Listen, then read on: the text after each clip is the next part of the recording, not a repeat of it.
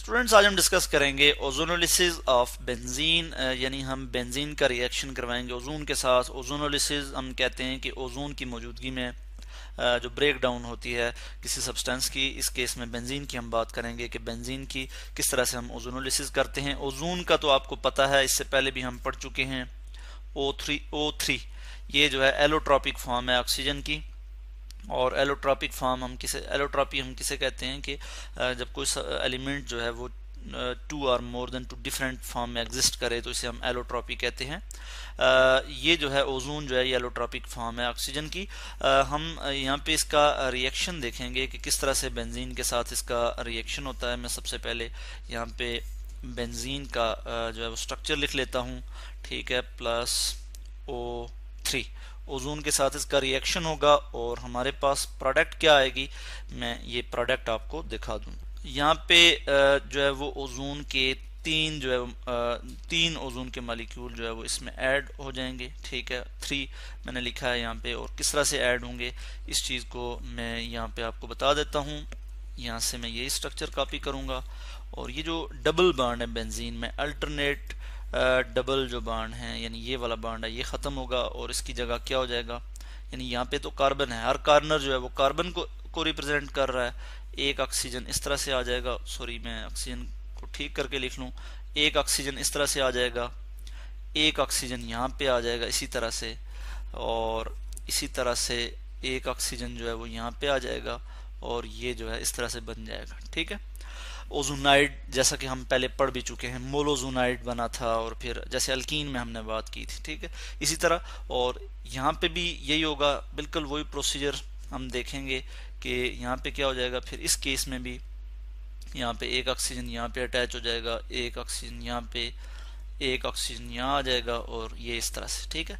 और यहाँ पे ये वाला बॉन्ड ये भी टूटेगा, ये भी टूट जाएगा, और यहाँ पे क्या हो जाएगा, एक ऑक्सीजन यहाँ पे, एक ऑक्सीजन यहाँ पे, और इसी तरह से यहाँ पे भी मैं एक ऑक्सीजन शो कर लूँगा, और इस तरह से, ठीक है।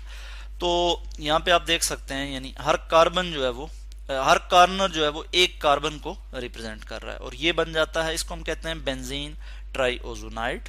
इसको हम क्या कहते हैं जी, बेंजीन ट्राइओजोनाइड, ठीक है जी। बेंजीन ट्राइओजोनाइड जो है, यहाँ पे मैं इसको ज़रा बेहतर करके लिख लूँ, बेंजीन ट्राइओजोनाइड, ठीक है।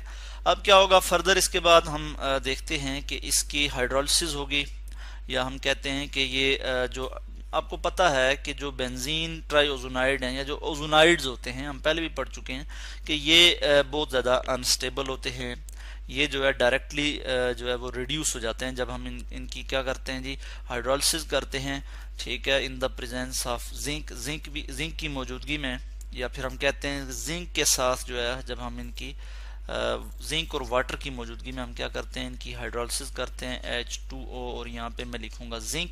तो ये हमारे पास क्या प्रोडक्ट आ जाएगी, मैं आपको यहाँ पे ये दिखा देता हूँ कि यहाँ से ये वाला जो बॉन्ड है, ये कुछ क्लीवेज इस तरह से होगी, ये आप देख सकते हैं। मैं डॉटेड स्ट्रक्चर जो है वो शो करूँगा कि कुछ क्लीवेज जो है वो इस तरह से होती जाएगी यहाँ पे, और यहाँ पे ये जो है इस तरह से, ठीक है। और दूसरी तरफ यहाँ से भी इसी तरह से क्लीवेज होगी कि ये जो है इस तरह से, और यहाँ से जिस तरह से मैं डॉटेड स्ट्रक्चर शो कर रहा हूँ इसी तरह से जो है वो क्लीवेज होगी, बॉन्ड की क्लीवेज हो जाएगी, ठीक हो गया। और इस क्लीवेज के नतीजे में, यानी ये जो ब्रेक डाउन होगी इसके नतीजे में, यानी ये भी कार्बन है, ये भी कार्बन, और फिर ये ऑक्सीजन, ठीक है। इसी तरह यहाँ पे भी कार्बन कार्बन, और एक ऑक्सीजन ये वाला आ गया, एक ऑक्सीजन ये वाला आ गया। तो ये हमारे पास जो प्रोडक्ट आ जाएगी वो क्या आएगी, मैं इस चीज को यहाँ पे शो कर लेता हूँ। हमारे पास ग्लायोक्सिल बन जाएगा, ठीक है। क्या बन जाएगा जी, ग्लायोक्सिल,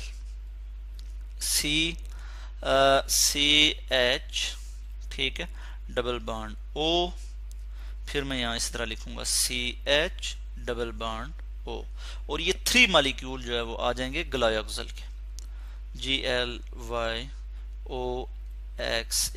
ग्लायोक्सिल। इसका जो आयुपैक नेम हम लिखते हैं वो क्या लिखते हैं, इथेन डाइल। मैं वो भी यहाँ लिख लेता हूँ, ethane, ETHAN, ethane dial, DIAL, ठीक है। इथेन डायल यानी ये एल्डिहाइडिक फंक्शनल ग्रुप है इसमें, तो उसकी जो सुफिक्स जो आती है एल्डिहाइडिक ग्रुप की, जो सुफिक्स आती है वो AL आखिर में आता है, नाम के आखिर में AL आता है। तो दो एल्डिहाइडिक आप समझ कह सकते हैं कि दो एल्डिहाइडिक ग्रुप यहाँ पे अटैच हैं, यानी CHO और फिर CHO इधर से, तो डायल हमने कहा। तो इस तरह से ग्लायोक्सिल हमारे पास आ गया, प्लस और हमारे पास क्या प्रोडक्ट आ जाती है जी, प्लस H2O2। हम इसको बैलेंस कर लेते हैं, यहाँ पे 3 वाटर के मॉलिक्यूल होंगे, ठीक है। और इसके अलावा H2O2 हमारे पास आ गया, और इसको भी बैलेंस कर लेंगे, इस यहाँ पे 2 आ जाएगा, सॉरी यहाँ पे 2 नहीं आएगा बल्कि यहाँ पे 3 आ जाएगा। 3H2O2 हाइड्रोजन पर ऑक्साइड के मॉलिक्यूल यहाँ पे आ जाएंगे। और इसके अलावा हम यहाँ पे बात करेंगे, चूंकि जिंक भी हमने यूज किया था, तो हम जिंक का रिएक्शन देखेंगे किसके साथ जी, हाइड्रोजन पर ऑक्साइड के साथ। मैं इस चीज को यहाँ पे लिख लूंगा, +3 हाइड्रोजन पर ऑक्साइड, इनके साथ जब इसका रिएक्शन होगा तो हमारे पास क्या आ जाएगा, ZNO zinc oxide plus water H2O, ठीक है। और यहाँ पे हम इसको बैलेंस कर लेंगे, यहाँ पे मैं 3 लिख लूंगा और यहाँ पे भी मैं 3 लिख लूंगा, यहाँ पे ये जो है इक्वेशन जो है बैलेंस हो जाती है। तो इस तरह से आज हमने डिस्कस किया ओजोनोलिसिस ऑफ बेंजीन, जिसमें हमने देखा कि सबसे पहले हमने बात की कि बेंजीन की जब हम ओजोनोलिसिस करते हैं तो हमारे पास बेंजीन ट्राइओजोनाइड आता है, और कुछ इस तरह से, ये जो डॉटेड स्ट्रक्चर में शो कर रहा हूँ, कुछ इस वे में जो है वो इसकी क्लीवेज होती है, यानी इसकी ब्रेकिंग होती है यहाँ से। और फिर उसके बाद ये किस तरह से होता है कि जब हम इसकी हाइड्रोलिसिस करते हैं, यानी वाटर की मौजूदगी में जब इसकी जो है वो ब्रेक डाउन होती है इस मॉलिक्यूल की, और हमारे पास क्या प्रोडक्ट आ जाता है, ग्लायोक्सिल, ठीक है। और इसका जो आईयूपैक नेम है वो क्या है, इथेन डायल, ठीक है। 3 मॉलिक्यूल आ जाएंगे ग्लायोक्सिल के, और प्लस हाइड्रोजन पर ऑक्साइड आ जाएगा हमारे पास।